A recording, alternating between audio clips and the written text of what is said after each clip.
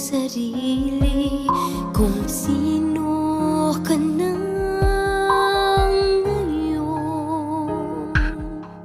Nasumpungan mo na bang alamin kung bakit nandito ka pumipintig ang puso?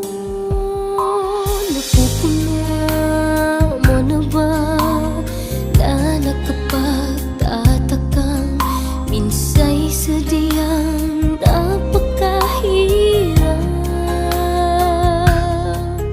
Naranasan mo na bang magtanong